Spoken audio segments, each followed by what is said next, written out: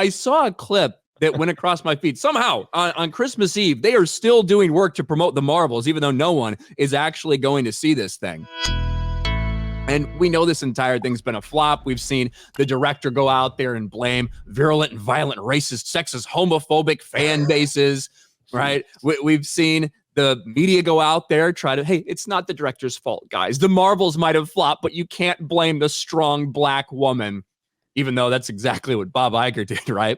You know, this unqualified black female director we hired just because she's a black female. Yeah, the reason the Marvels sucked is because there wasn't enough supervision on set. Well, I would say that when you go out and you hire people who want to recreate this scene from Avengers Endgame, it's probably not going to work out great for you. Because this is the one moment, even for people that loved Endgame, obviously there's a lot of problems with it, but when people saw it in theaters, it was pretty crazy. All the different moments, the big cheer moments you had. But this moment, everybody fucking cringed. Yes. Everybody rolled their eyes. Like, oh my God, let's wait till this stupid, ridiculous female team up stuff is over. It was so contrived and so stupid. And even executives admitted they were worried that it would be too pandering.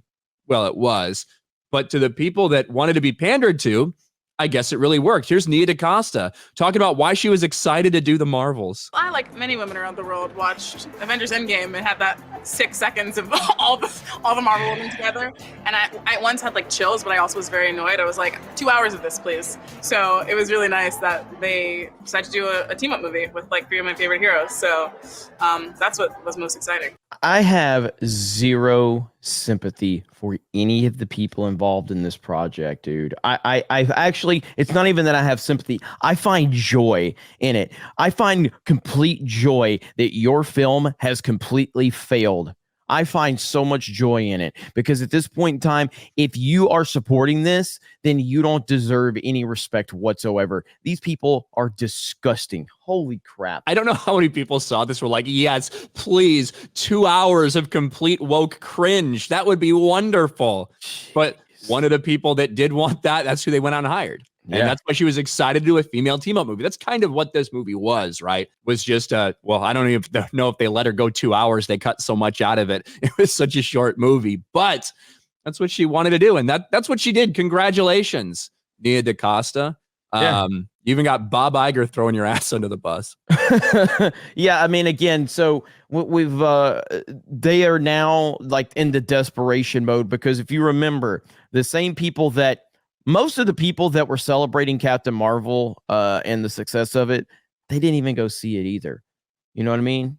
Most of them that were sitting there online celebrating it, they didn't even go see the movie. They were just, all they wanted to do was take full advantage of the success of Captain Marvel. Normies went to see Captain Marvel because normies were tricked into thinking that it was intricately tied into the biggest 2 movies that we've seen in the Marvel Cinematic Universe, which is Endgame and Infinity War, and they basically had the Marvel sandwiched in between that. Those same people are now the same people that were celebrating the success of the Marvels are now crying. The success of Captain Marvel are crying at the lack of success for the Marvels, and it's doing exactly what we the fans told you it was going to do. It was fool's gold.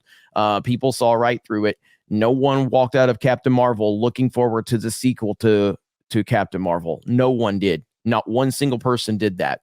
There's a reason with movies there's a reason that something like Spider-Man 3 was still successful. It's because the momentum off of Spider-Man 2 made people interested, made people go, man, I got to go see the follow-up to that. Even if the follow-up wasn't great, people still went out and watched it out of sheer interest because of the previous iteration.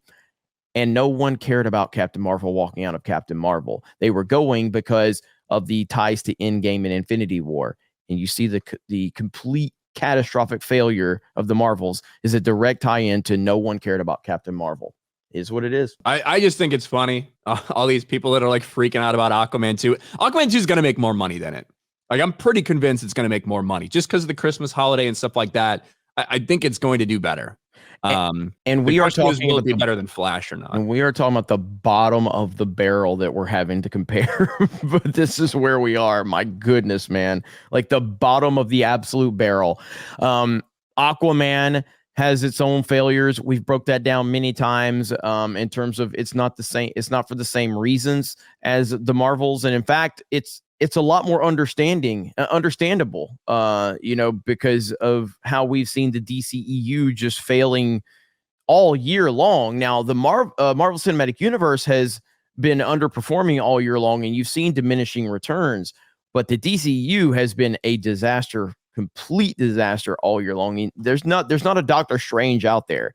And Doctor Strange is not a good movie, but what did it make, Ryan? 900 million? 950. But that was after, remember, that was after it opened to $450 million worldwide. Yeah. I think it was something like that, right? Yeah, absolutely. Doctor Strange global opening weekend. It was like 420 or 450 or something like that, I think. It was like 450. And it basically, $450 million worldwide in its opening weekend. And basically it only doubled that like the rest of the time. That's awful. It's close to like the Marvels tracking, Yeah.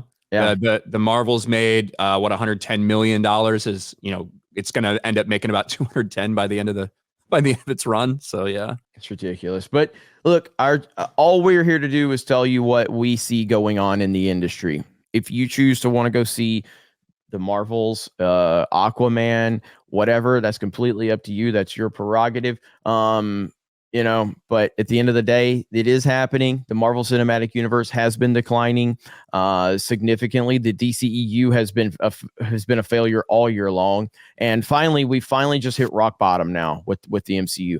I don't think it can get worse. I really don't. Like I do think that we are at the bottom now. Like, what's the next movie that's supposed to release?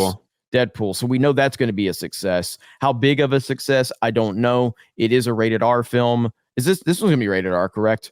So, right? Have they announced that? I believe so. Yeah, I believe they said it would be. So this will be a rated R movie. Obviously, you're going to have Hugh Jackman and Deadpool in the same. Hugh Jackman and Ryan Reynolds in the same movie. I don't know if it's going to do $1 billion.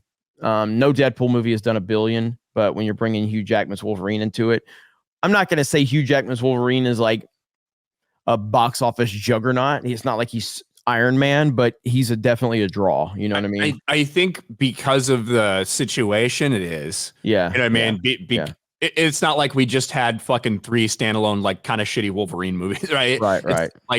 He's been gone for a long time. I think he will be a draw.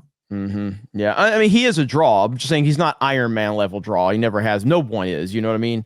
Like, there's not one single actor into a role that is a draw like Robert Downey Jr.'s Iron Man. But Wolverine is one of the most popular and prolific comic book characters of all time.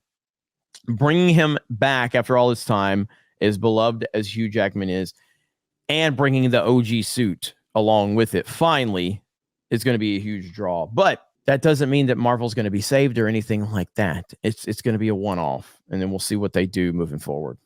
But hey, congratulations to the Marvels. Congratulations, you got your girl power movie, all 2 hours of it. And guess what? It failed. It's the worst failure in the history of the MCU. You get what you deserve. And the Pronouns and Bio crowd are crying their eyes out right now as we speak. Your tears are so yummy and sweet.